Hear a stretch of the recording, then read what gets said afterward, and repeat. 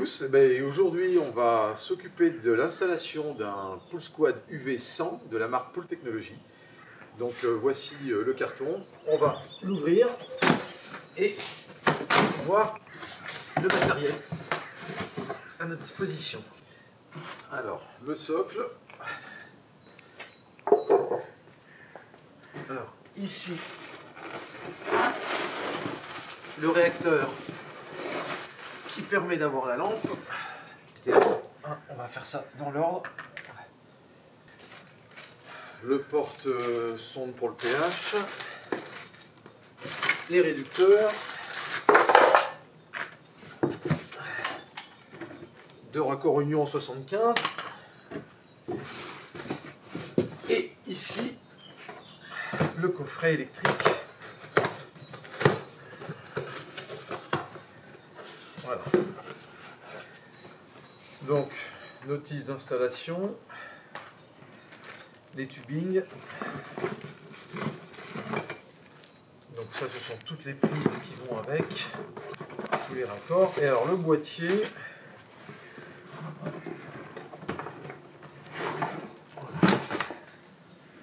Le boîtier donc du Pool Squad UV100. Voilà. Avec un look assez moderne. Sympa. Voilà, la sonde pH et tous les kits de raccordement. Bon, plus qu'à se mettre à l'installation. Alors, nous sommes maintenant dans le local technique. L'installation a été préalablement montée pour gagner un peu de temps, bien sûr. Donc le porte-sonde est ici, ce que j'ai montré tout à l'heure dans le carton. Donc là, on va s'occuper de ça en premier. Donc il y a des kits qui sont prévus avec, notamment la sonde sel température, les kits d'injection, et puis là, c'est tout simplement le système de montage de fixation pour l'appareil. Alors, là, le plus important, tout simplement, c'est de prendre donc l'injecteur, le téflon, et ici la sonde sel. Alors voilà, donc là, on a retiré tous les bouchons. Vous avez ici tout simplement la mise à la terre, c'est le pool terre. Donc on peut toujours vérifier qu'il soit bien serré, il y a un joint torique qui est en dessous. On a ici l'injecteur du pH. Donc le but évidemment c'est de vérifier toujours le sens de circulation. On va mettre le téflon sur la partie basse. Donc sur ce diamètre là, 2, 3, 4, 5, 6, 7, 8, 9, 10, 11, on va faire 12 tours. Voilà. Et on va venir le loger tout simplement en dessous et serrer. Alors jamais forcer sur ce type de matériaux, ça peut casser. Donc, surtout quand il y a trop de téflon, faire très très attention parce que si on serre trop, ça peut fissurer la pièce. C'est déjà arrivé. Voilà, donc ça c'est installé. Et maintenant on va s'occuper des bouchons. Donc dans le cas de certains appareils comme le DosiPool par exemple, où là on peut se permettre sur ce type d'installation, puisque sur le DosiPool vous avez aussi ça. Donc vous avez effectivement toujours la sonde sel température, enfin pas, pour le coup c'est juste température, la sonde pH qui va être juste devant, la sonde black, et en dessous vous avez la possibilité de mettre l'injection chlore liquide et donc pH. Voilà. Donc là effectivement on n'a pas de chlore liquide, donc il y en a une qui va être bouchonnée tout simplement. Alors on va laisser évidemment ça ouvert, la première partie, puisqu'on va mettre la sonde pH, mais ça on le fera en dernier. Et là on va mettre, voilà, ce qu'on appelle la sonde température. Donc, qui est livrée bien sûr avec. Alors, important évidemment lors d'installation de toujours vérifier qu'il y ait suffisamment de longueur de câble pour pouvoir se relier à l'appareil. Alors juste une petite précision, je ne vais pas signaler tout à l'heure, parce que là effectivement ça je l'ai installé il y a déjà quelques temps lors du remplacement du filtre. Le porte-sonde évidemment se place toujours avant le traitement, pour une raison très simple, c'est que comme dans ce type d'appareil on a une cellule de production de chlore via l'électrolyse au sel, l'électrolyse au sel va fabriquer de la lessive de soude un acide hypochloré et de la lessive de soude à partir du moment où on va électrolyser la molécule de sel. Donc il est évident que si la sonde pH se retrouve après la cellule, la lessive de soude, c'est un pH à 12. Donc naturellement, la sonde va réagir et on va avoir un pH élevé, on va injecter intempestivement et le résultat, ça va dériver l'eau. Donc évidemment, toujours avant le traitement, cette partie-là. Voilà. Alors sur ce réacteur, on l'a retourné tout simplement parce que il y a, comme j'expliquais tout à l'heure, les boulons qui sont ici. Donc là, on a les points de fixation. Donc on va le visser. Comme ça, on va pouvoir retourner l'appareil et l'installer. Voilà.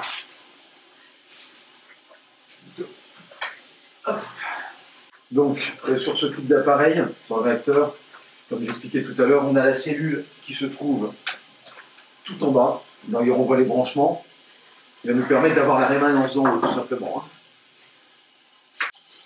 Donc là, le but, une fois que nous serons bien installés, le but, c'est tout simplement de envoyer l'eau par le bas, remonter, et la sortie, revenir ici. Voilà. Bon, donc, dans l'installation sont prévus ces fameux raccords en diamètre 75.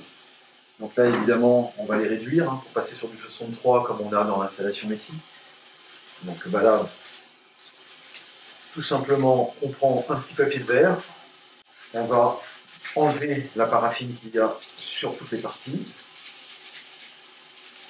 Voilà, pour que le collage se fasse de façon propre.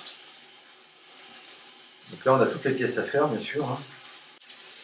Et voilà. Donc ça, c'est une première chose de faite. Très important, décapant, pour bien nettoyer toutes les parties, enlever tous les parasites qui pourraient générer un mauvais collage, tout simplement. Et voilà. Donc, on va faire la même chose sur cette partie-là.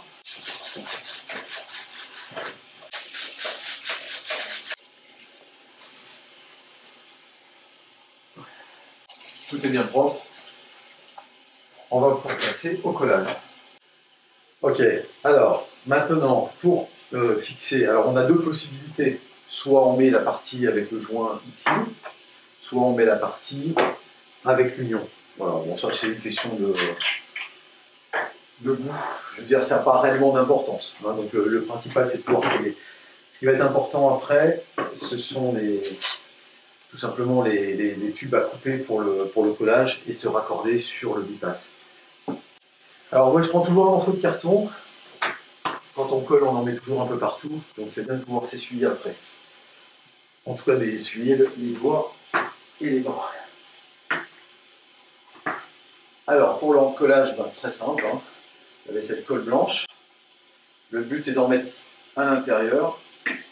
Ne pas hésiter à faire quelque chose de même un peu coulant, un peu baveux, pour être sûr que la colle prenne bien. Donc on fait la même chose sur la partie qui va être à l'intérieur après. Voilà. Et après, on pousse au maximum. Voilà. Alors sur ce réducteur-là, c'est bien marqué 75-63. Donc c'est ce qu'on va utiliser pour pouvoir se raccorder. Donc là, on fait exactement la même chose, tout simplement. On va venir mettre de la colle à l'intérieur. Voilà. Là, on met les doigts à l'intérieur. Il faut bien faire attention sur la partie, le bord. Cette partie-là donc, va venir au fond. Sinon, vous ne pouvez pas rentrer le tuyau. Donc là, on le met en extérieur. En vérifiant qu'il y en est bien partout. On vient poser dessus. On applique. On le retourne. Parce que sinon, vous voyez, le bourrelet colle pour pas qu'il revienne sur cette partie-là qui pourrait gêner après pour l'étanchéité. Donc là, on vient visser dessus.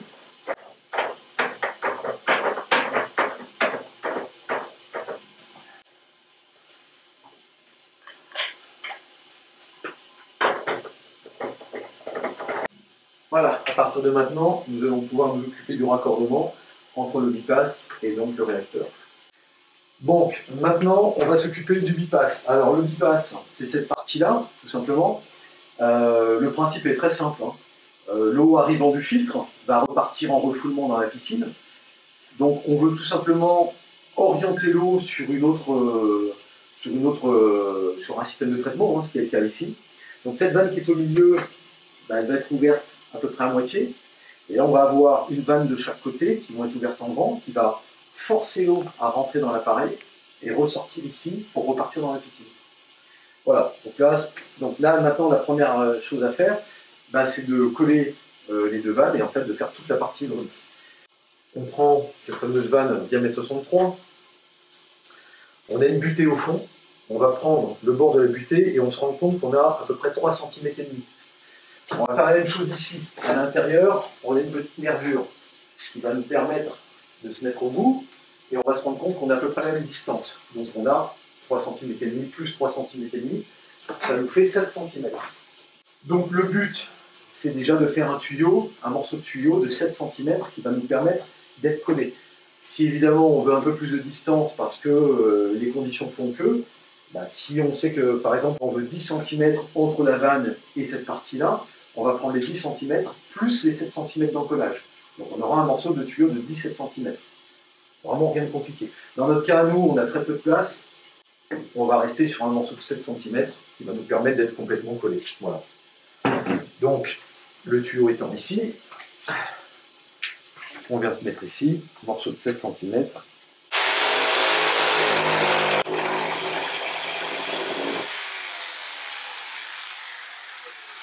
Voilà. Notre morceau est là. Comme pour le reste, ponçage obligatoire. Un peu de décapant. Donc là, toujours pareil, hein. De la colle à l'intérieur, sur l'extérieur du tube, et on vient coller en appuyant bien et en faisant attention que la colle ne ressorte pas sur cette partie-là. Bien sûr, l'étanchéité. Toujours penser à remettre l'union avant de faire le collage.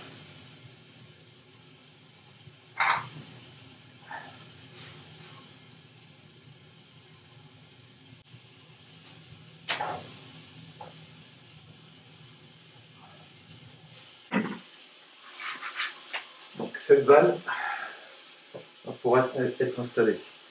Ces vannes ont la particularité de pouvoir être réglées au niveau du boisseau. Voilà, si elles sont un peu dures ou non, ce qui est le cas. Donc il suffit juste de dévisser cette partie-là, qui permettra d'avoir une maniabilité plus facile au niveau de la vanne. Voilà. Donc ça, on peut le mettre d'un côté ou de l'autre, c'est pas vraiment gênant. Voilà.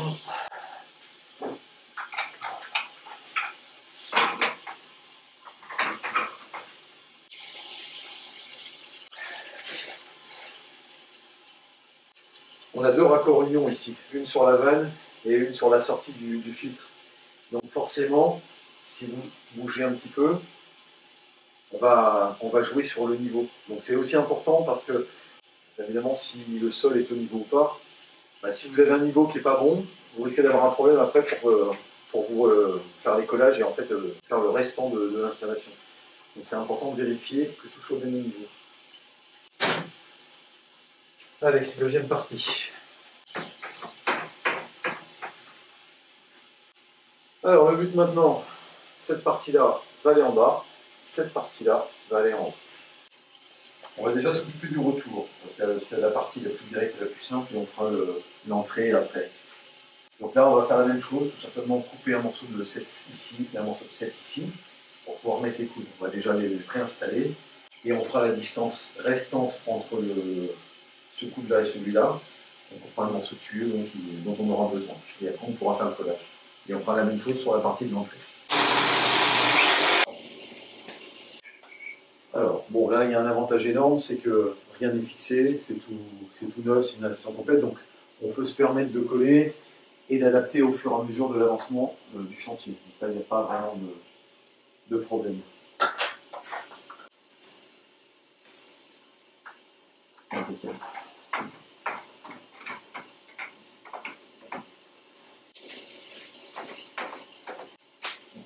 sur le niveau. Hop. Alors, on dévisse cette partie-là. Alors, je ne l'ai pas signalé tout à l'heure, on a 4 points de fixation sur le socle du réacteur. Donc, il y a la possibilité de percer, évidemment, acheter des vis en conséquence et de le fixer au sol si besoin. Bon, là, on est relativement plat, tout se passe bien, il n'y a pas vraiment besoin, mais il y a une possibilité.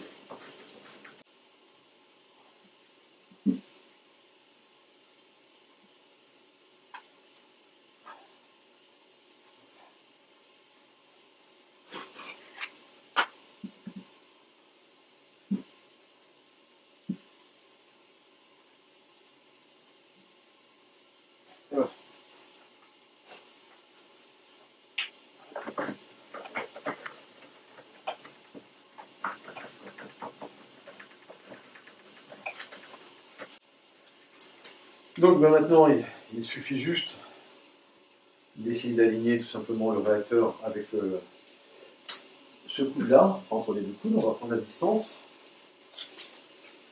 Donc, on est sur une distance de 25 cm et demi, sur lesquels on va rajouter les 7 cm. Donc il nous faut un morceau de tuyau de 32 cm et demi. Donc là, maintenant, on sert cette partie-là. On a le retour donc, qui vient d'être terminé. Donc, il nous reste évidemment à faire l'entrée du réacteur. C'est exactement le même travail. La seule différence, évidemment, c'est que le tube ne va pas être posé de la même façon. On va être beaucoup plus en horizontal. Mais sur le principe, c'est exactement pareil. Toujours prendre les distances, couper le tuyau en conséquence, le nettoyer, le coller. Donc là, pour terminer, effectivement, une fois que tout sera installé, tout sera collé, le but, c'est que cette vanne du centre, qu'on appelle la vanne de bypass, reste complètement fermée. Ce qui fait que lors de la filtration, lorsqu'on est en filtration, l'eau va sortir du filtre en refoulement et va directement s'orienter dans le réacteur et ressortir pour repartir dans la piscine. Voilà, donc là on a du gros diamètre, on peut se permettre de fermer complètement la vanne sans aucun problème. Voilà.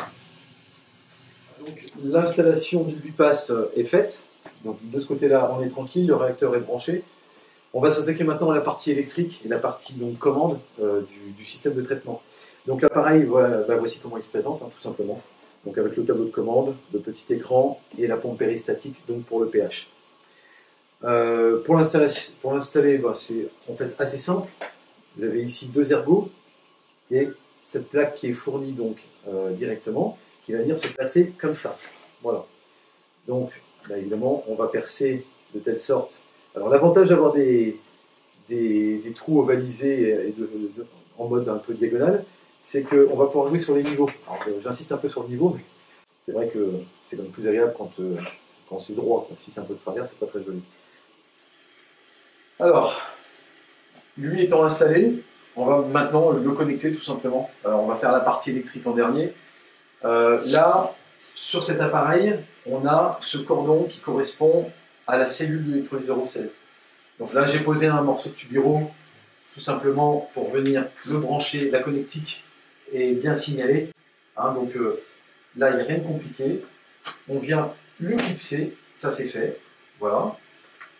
Et vous avez ce fil-là qui, lui, correspond au branchement de la lampe UV. Alors, pour brancher la lampe UV ou éventuellement un jour la changer, il n'y a rien de compliqué. On prend un cruciforme, on dévisse la tête. Voilà, il y a 4 vis, c'est assez rapide. Voilà, les vis tiennent et on a un cordon de sécurité. Alors, à l'intérieur, en plein centre, on a le branchement de la lampe UV, donc cette connectique, tout simplement, qui va venir se mettre dessus. Et on a 3 petites vis BTR qui nous permettent, en les dévissant, de sortir la lampe et de la changer. Donc on ne va pas le faire aujourd'hui, il n'y a pas vraiment d'intérêt. Donc là, ce qu'on va faire, c'est tout simplement rentrer. Vous avez le pressé-toupe qui est livré avec. Donc vous dévissez cette partie-là. Vous le rentrez ici. Le trou est prévu à l'arrière directement. Voilà. Cette fameuse bague vous la repassez. Et là, on visse à l'arrière pour tout simplement maintenir le préciput.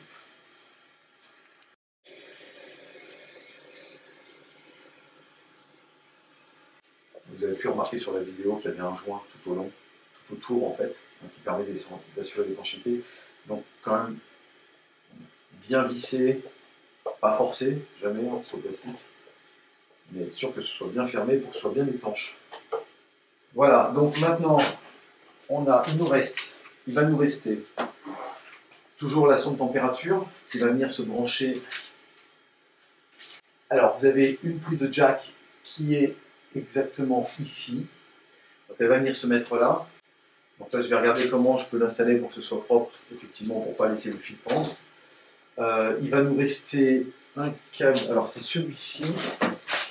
Celui-ci, c'est le câble d'alimentation, donc, qui est prévu avec l'installation. Alors c'est pareil, hein, rien de compliqué. On a, alors, je ne me rappelle plus comment ça s'appelle ce type de prise. Ça va venir se brancher exactement là, en dessous, en plein milieu. Et là, après, ça, ce sont les fils qui vont se brancher sur le contacteur de pompe, évidemment sauf la terre. Le branchement est très simple. C'est exactement le même système que sur une électrolyse au sel ou un régulateur pH.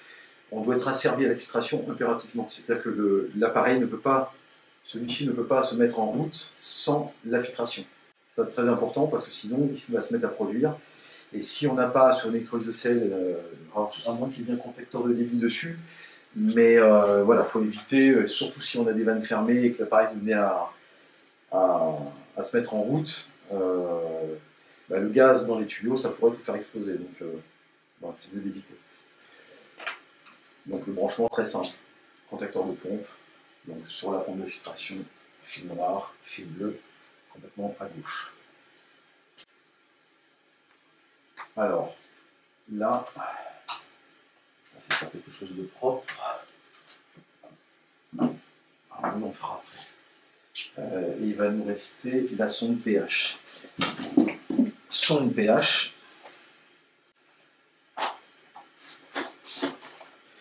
La sonde black. La seule sonde, je crois, sur le marché qui est capable de tenir 10 ans, au moins. Chez certains clients, j'ai des sondes qui ont plus de 10 ans. Voilà, donc sonde de référence, hein, vraiment très très bonne qualité. Donc avec 5 mètres, si mes souvenirs sont bons, donc on a quand même un peu de distance.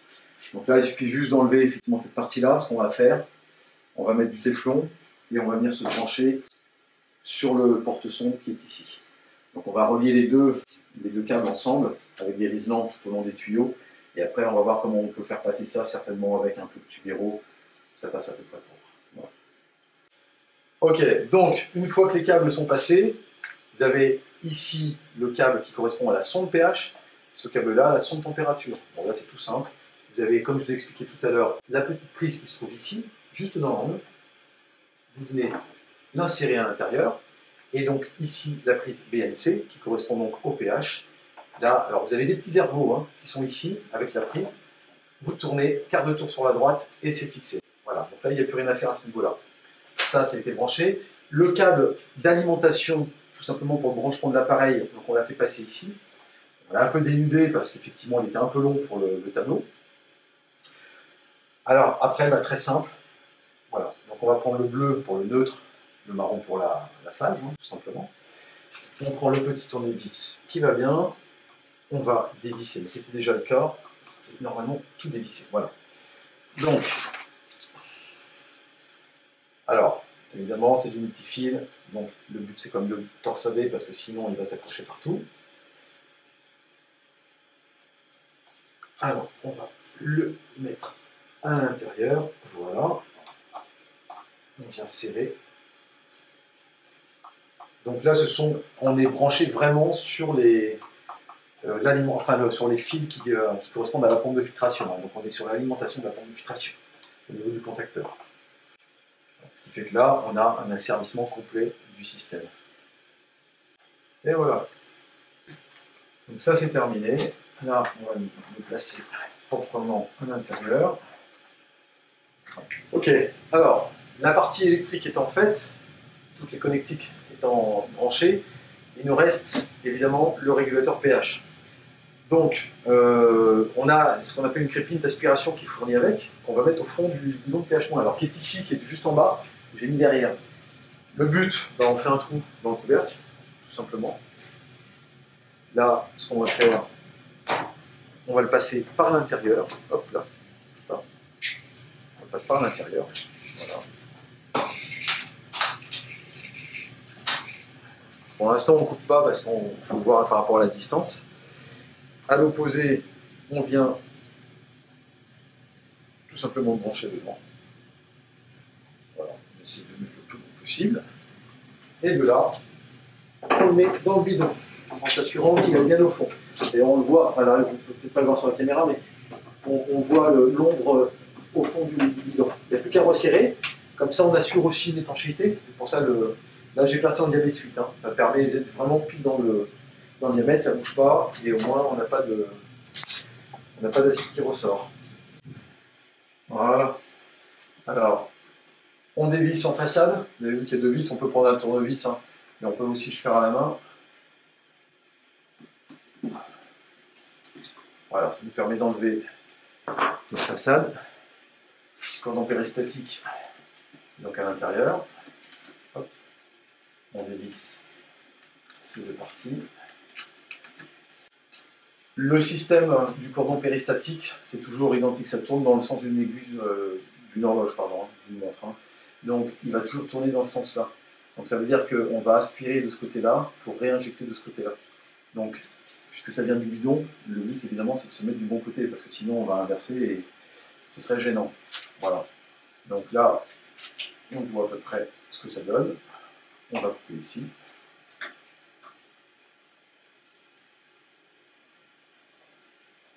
Une coupe nette.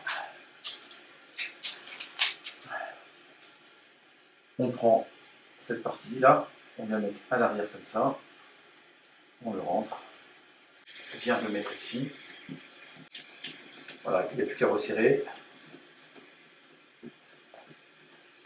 Voilà. Le deuxième, donc le morceau restant, normalement on a ce qu'il faut. Alors on va faire pareil. On reprend le cordon, le tubing, pardon. On vient mettre la petite vis dessus. On s'est occupé de cette partie-là, comme expliqué tout à l'heure. Donc on va remettre le cache, tout simplement. Voilà. Donc là, notre pompe pH est prête à l'emploi. Donc on a fait passer effectivement le retour sur le point d'injection dans le même endroit. Là j'ai mis une petite protection avec un tubiro tout simplement parce que le tuyau, le tubing en lui-même, si vous le pincez avec un riselant, s'il est un peu pincé ou s'il se perce, pour X raison, pour essayer de mettre de l'acide partout, bon vous me direz ça coulera sur les côtés, mais voilà, on a quand même le bidon. Et là on va tout simplement couper pour venir le brancher sur l'injecteur, ce que l'on a mis en premier au tout début. Voilà. Donc là on dévisse, il y a 3 parties, tout simplement rentrer le tubing, ici pour la sécurité, ça va venir comme ça, et c'est cette bague qui va faire l'étanchéité en serrant. Bon, pour éviter de le pincer, il ne faut pas hésiter à lui laisser un peu de mou, vous voyez, il sera plus simple que de le mettre trop en direct, donc on risque de le pincer, ça va poser un problème. Donc on lui met un peu de mou pour être bien droit, voilà. Donc on va prendre la référence ici, on fait une coupe nette et franche. Hop, voilà. La bague en premier. Cette partie-là, plus épaisse en second. Et donc, la partie de fixation en dernier. Bon, et bien voilà. Donc, l'installation du Poolsquad UV 100 vient d'être terminée. On a absolument tout fait. Du bypass sur la partie hydraulique jusqu'à la partie électrique et toutes les connexions. Donc on se retrouvera très prochainement pour une petite vidéo sur la mise en service de ce type d'appareil. Voilà, je vous remercie. Au revoir.